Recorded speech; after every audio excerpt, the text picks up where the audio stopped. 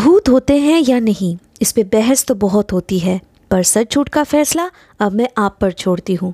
तो स्वागत है आपका घोस्ट स्टोरीज इन हिंदी में, जहाँ मैं हूँ आपकी होस्ट विदिशा। और अब से हर हफ्ते शुक्रवार को आप मुझे सुन पाएंगे एक्सक्लूसिवली ऑन स्पॉटिफाई। आज ही घोस्ट स्टोरीज इन हिंदी को स्पॉटिफाई पे फॉलो करें और बेल आइकन को दबाना ना भूलें, जिससे मेरी हर कहानी आप सुन सकेंगे सबसे पहले। अरे तू समझ क्यों नहीं रही है? उसे बस तुझसे एक बार मिलना है। जब से उसने तुझे देखा है ना, वो तेरा दीवाना हो गया है। कोई ज़बरदस्ती नहीं है यार तुझ पे। पर मैं कह रही हूँ ना कि कुणाल बहुत ही अच्छा लड़का है। मेरा कज़न है आफ्टर ऑल। मैं उसे अच्छे से जानती हूँ, ट्रस्ट मी। प्रिया की बातें सुनकर इशिका अपने लैपटॉप पर काम करते हुए ही जवाब में बोली, तू कब तक यही बकवास करती रहेगी? यार I am not interested at all. कहा था ना तुझसे, मेरे पास इन फालतू चीज़ों के लिए बिल्कुल टाइम नहीं है। और अगर टाइम का इशू सॉर्ट आउट कर दूँ तो रुक, मैं थोड़ी देर में आती हूँ। ये कहकर फ़ौरन उस जगह से जल्दबाजी में प्रिया मोबाइल पे किसी का नंबर डायल करते हुए चली गई। कैंटीन में इशिका अपना फेवरेट चाइनीज़ डिश एंजॉय करके खा रही थी कि तभी अचानक वहाँ पीछे से उसे आवाज़ लगाती हुई प्रिया आ पहुँची। ले, तेरा प्रॉब्लम सॉल्व्ड। ये देख, आज रात के 2 ऑनलाइन मूवी टिकट। 9 बजे नॉर्थ सिटी शॉपिंग मॉल के सामने वो तेरा इंतज़ार करेगा। इट्स थर्सडे, फर्स्ट शो है, क्राउड भी कम होगी। बोल अब। अपने खाने पे पहले की तरह ही ध्यान देती हुई इशिका बोली, सोचूंगी। उस रात ऑफिस से घर पहुंचने के लिए कोई भी गाड़ी इशिका को मिल नहीं रही थी। काफ़ी दूर तक पैदल चलकर आगे बढ़ते हुए भी उसे बस कुछ ही बसेस और कैब दिखी, लेकिन उनमें से कुछ नॉर्थ सिटी शॉपिंग मॉल या तो दूसरे किसी जगह पे जा रहे थे। 8:30 बज गए। घर कब पहुंचूंगी मैं इसके बाद? हद हो गई। क्या करूं अब मैं? ऑफिस में भी कोई नहीं है कि उसे कॉल करके लिफ्ट मांगूं। क्या करूं? थोड़ी देर और इंतज़ार करने के बाद इशिका ने नॉर्थ सिटी मॉल जाने का फ़ैसला किया। अब यही एक आखिरी रास्ता बचा हुआ है। प्रिया को कॉल करती हूँ। प्रिया का नंबर डायल करके उसे सब कुछ बताने पर प्रिया ने कहा, सुन, मैं तुझे ऑनलाइन टिकट भेज रही और कुणाल को मैं बोल देती हूँ, वो पहुँच जाएगा। तू चिंता मत कर, मॉल पहुँच। और एक बात और, मैं इसके बाद ना कॉल नहीं उठा पाऊँगी। कल सुबह थोड़ा काम है तो मुझे जल्दी सोना है। कुणाल से कंफर्म करके मैसेज करती हूँ तुझे, देन तू हैंडल कर लेना। ओके ओके, बट उसे पहचानूँगी कैसे मैं? एक काम करना, कुणाल से पूछ कर उसके शर्ट का कलर भी बता देना मुझे, ठीक है? इशिका के कहने पर प्रिया ने उसे मूवी टिकट और कुणाल के शर्ट का कलर मैसेज करके बता दिया था। इशिका मॉल के पास जाकर इधर उधर देखने लगी। तभी उसके पास आकर किसी ने कहा, hey, are you waiting for me? Ishika चौंक कर मुड़ते ही अपने सामने एक लड़के को देखती है, जो दिखने में करीब उसकी उम्र का ही लग रहा था। आप कुणाल? इशिका का इतना पूछने पर ही उस लड़के ने मुस्कुराते हुए अपना हाथ आगे करके कहा, हाय, लेट्स गो इनसाइड। बाकी बातें वहाँ भी कर सकते हैं, ऑलरेडी बहुत लेट हो चुका है। इशिका को भी तभी होश आया कि वाकई में मूवी स्टार्ट होने में अब बस कुछ ही पलों की देरी है। इतने कम लोग क्यों हैं? क्या ये मूवी अच्छी नहीं है? इशिका ने कुणाल से पूछा। कुणाल हंसते हुए बोला, अरे नहीं नहीं, ऐसी बात नहीं है। दरअसल ये लेट नाइट शो है एंड हॉरर मूवी भी। आज फर्स्ट डे रिलीज होने पर मे बी लोग इतने ज़्यादा आए नहीं। कल से भीड़ बढ़ जाएगी। आई होप ये मूवी आपको भी पसंद आए। वैसे आप हॉरर मूवीज़ तो देखती होगी ना? या मगर मुझे मूवीज़ देखने का मौका ही नहीं मिलता है। इतना बिजी शेड्यूल रहता है कि क्या ही बताऊं। इशिका ने थोड़ा मायूस होकर कहा।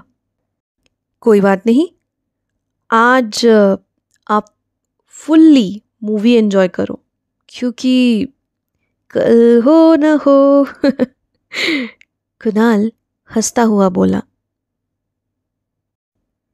मूवी खत्म होने के बाद मॉल से बाहर निकलते हुए इशिका ने कहा, सच में मूवी बहुत अच्छी थी। Thanks, it was pleasure meeting you. Same year. मुझे तो यकीन ही नहीं था कि आप मेरे साथ मिलने के लिए राज़ी होंगी। आगे भी कभी मुलाकात करने का मन हो तो मैं यही मिलूँगा आपको। बस एक बार याद कर लीजिएगा। कुणाल की कही हुई बातें अगले दिन ऑफिस आने तक मन ही मन सोचे जा रही थी इशिका। ऑफिस में पहुंचकर अपने डेस्क पे बैठे हुए इशिका अपना काम कर रही थी कि तभी प्रिया उसके पास आकर बोली, हे हाय इशू, कल कब तक घर पहुंची? कैब मिल गई थी तुझे? सुन, मैं तुझसे माफ़ी मांगने आई हूँ यार। कल सिर्फ मेरी वजह से तू। इशिका ने प्रिया को बीच में रोकते हुए कहा, माफ़ी किस बात की मांग रही? उल्टा मैं तुझे थैंक यू बोलना चाहती हूँ। अच्छा हुआ कि तू खुद ही आ गई, वरना मैं तेरे पास आने वाली थी। और हाँ, मैं यही कल करीब 1 बजे के आसपास घर पहुँची थी। इतना लेट? कहीं गई थी क्या? कहीं गई थी क्या? क्या मतलब? मॉल से ही तो यही कुछ 12 बजे निकले थे हम लोग। पर अच्छा हुआ यार, वहाँ से कैब मिल गई थी मुझे। तेरा कल वाला प्लान मस्त था, एक ट्रीट तो बनता है।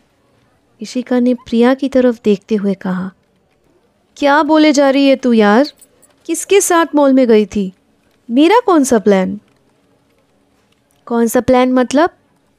कुणाल के साथ मूवी देखने का प्लान। सच में इतना एक दिन में कंक्लूजन पे तो नहीं आ सकती, लेकिन इतना ज़रूर कहूँगी, he is a decent guy.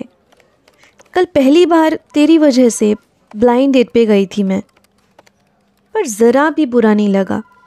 इसीलिए you are my bestie sweetheart. तेरा ना दिमाग खराब हो गया है। कुणाल कल वहाँ पहुँच ही नहीं पाया। यार मैं जल्दी सो गई थी, और तुझे तो पता है कि मैं मोबाइल साइलेंट करके सोती हूँ। कुणाल का मैसेज आज सुबह पढ़ पाई मैं। उसके घर पे अचानक कोई बीमार हो गया था, इसीलिए उसने मुझे टेक्स्ट किया था कि मैं तुझे बता दूँ। पर तू ये सब क्या बोले जा रही थी? मूवी कुणाल के साथ देखी है एंड ऑल।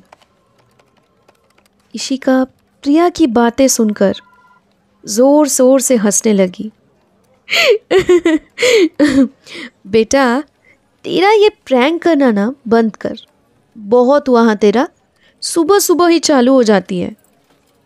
इशू, मैं कोई प्रैंक नहीं कर रही। रुक 1 मिनट।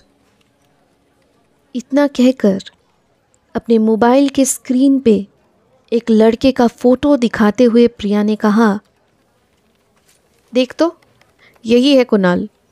अब बता, कल रात यही था तेरे साथ? इशिका ने अच्छे से उस फोटो को जूम करके देखते हुए कहा, नहीं यार, ये तो नहीं था। उसकी हाइट तो 5-10 के आसपास होगी। काफ़ी हैंडसम था, स्पेक्स भी थे। अगर ये कुणाल है तो वो कौन था?